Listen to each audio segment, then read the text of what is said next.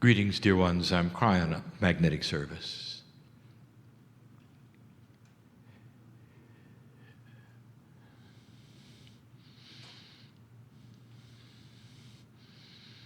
The pause that always follows the greeting is for my partner to exit. You might have noticed that there is no preparation for channeling. In an older energy, there would be. When a human being has to prepare their mind in such a way that the very structure and the psyche would have to be altered. If you had certain kinds of meters on his brain, you would see the preparation working. You'd see the various alpha and beta change. And not now. And the reason is because some time ago he gave permission for a meld that was continuous. A closer walk that would make him a more compassionate human being. At the same time, there would be no preparation for channel. He would have one foot in it and one foot out all the time. And so when it came time for 100%, all he did was step back. But the stepping back is the most difficult thing he does. All of this has to do with the human brain. What is involved in it that you know and that you don't know, and what is evolving for you to know. The channel tonight, informative, dealing with things we have not discussed before in this way, bringing a new concept forward. And it won't be complex because it's an introduction to an evolved concept of humans as they move forward into a new energy that is going to change the very fabric of their consciousness. And I want to explain things that I have never explained before, and some of them are controversial because of the way you think you have learned, and what you've explained may have to be rewritten. And I say before I start, do not take this and run with it because I said it. I want you to discern this with your own mind and measure it yourself for viability. Reality. Could it be that things are different than you thought? And if you think out of this box, it will start to validate some of the things you have seen and studied and taught. Only perhaps a little differently.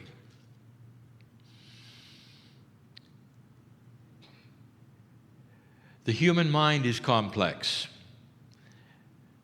And if you had to compartmentalize it and take a look at the different kinds of thinking,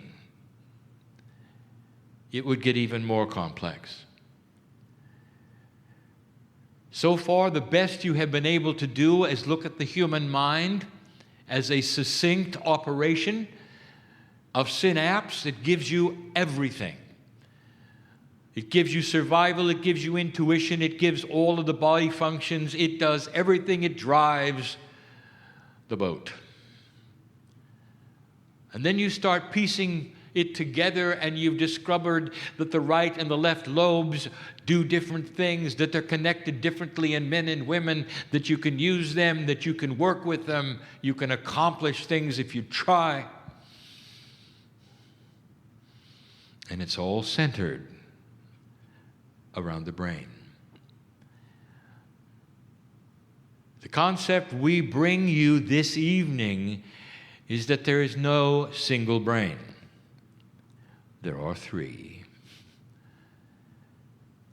And in order for you to see this and see it clearly in the brief time we're together, I'm going to give you the best metaphoric illustration I can for what's going on. Under the pretense you don't know what you don't know, you've done your best. What else could you have done? All you have to look at is the brain. Therefore, the brain is all there is. Come with me on this metaphor. It's the best I can do to explain this.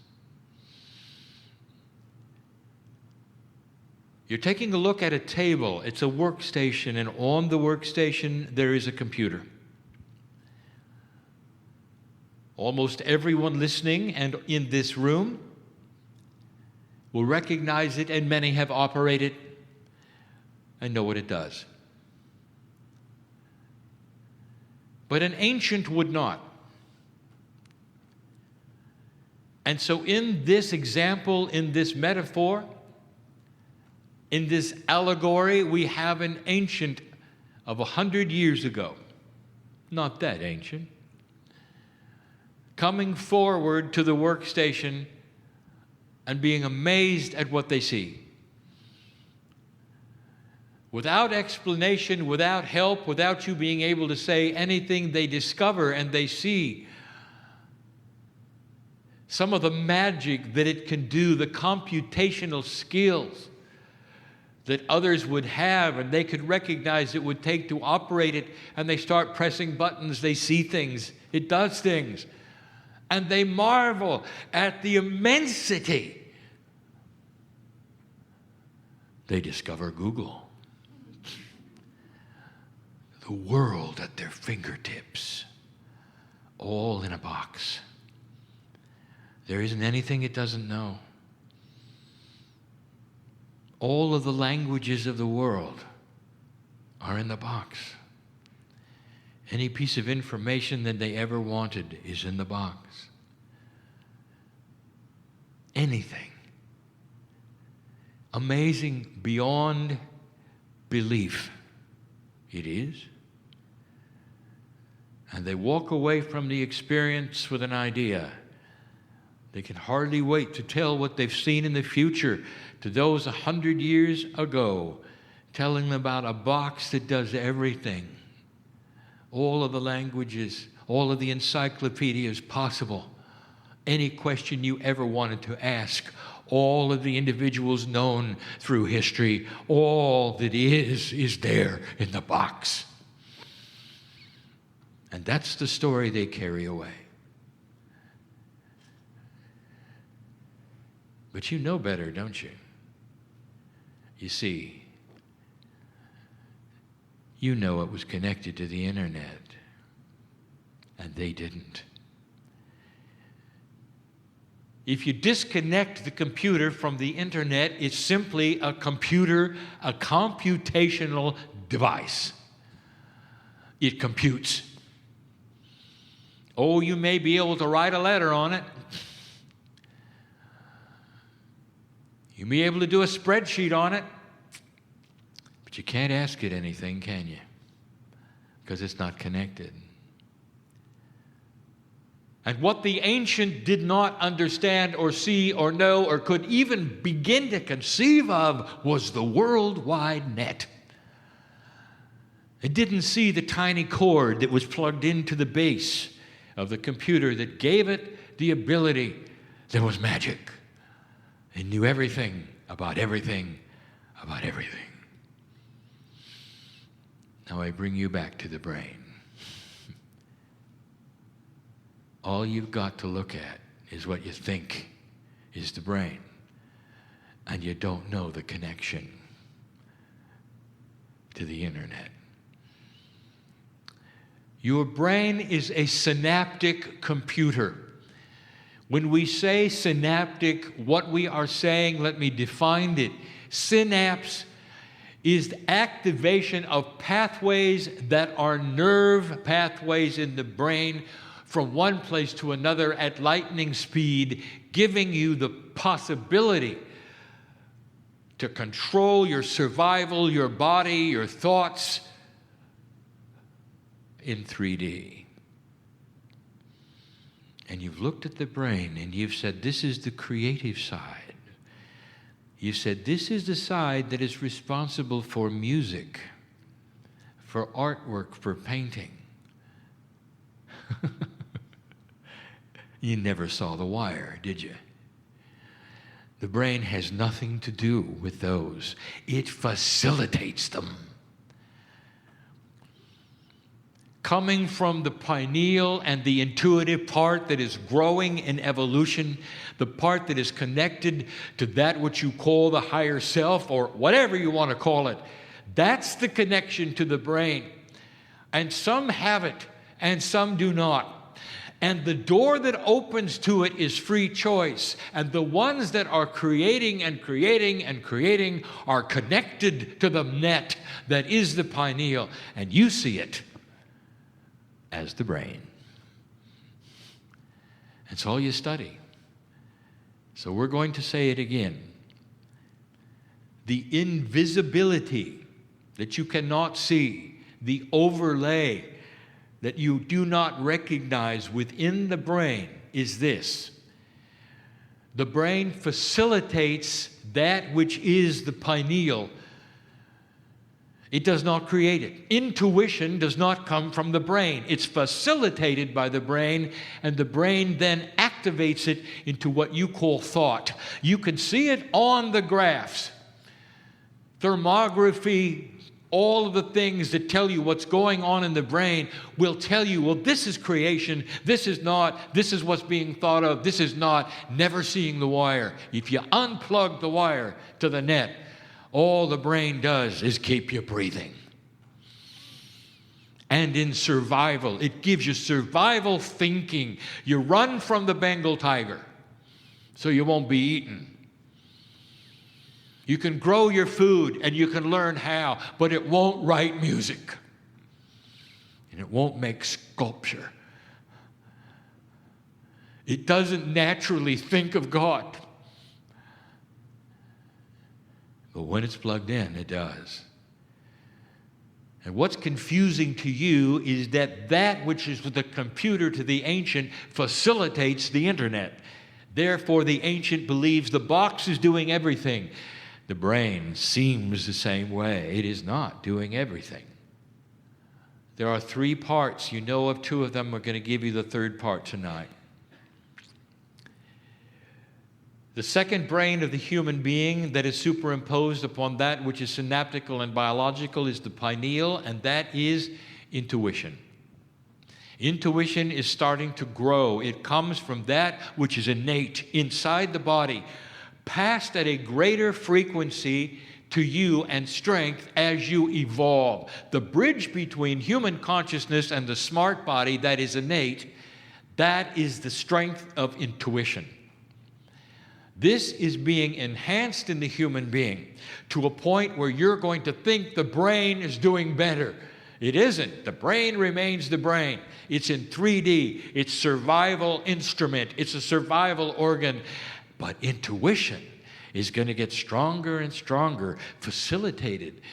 Your internet's getting faster. In 3D, you only see 1, but there really are 3. The evolved human being has a tendency to create light. And I just gave you something you should really listen to.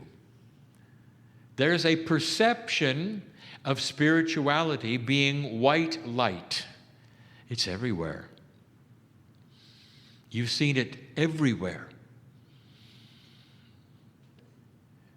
There's the story of Moses and the burning bush. This was a flame that did not consume itself, but if you could really see it in reality, it was a white light. It was a higher consciousness than he had ever seen before, an angelic energy coming through his pineal, projecting it to him.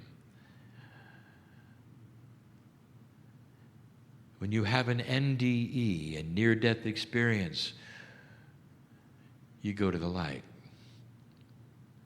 This is more than metaphoric. You start to create something we will call is divinity and mastery. White light coming from you, the higher you evolve. The more your DNA sufficiency is increased, the whiter the light gets. This is a metaphor.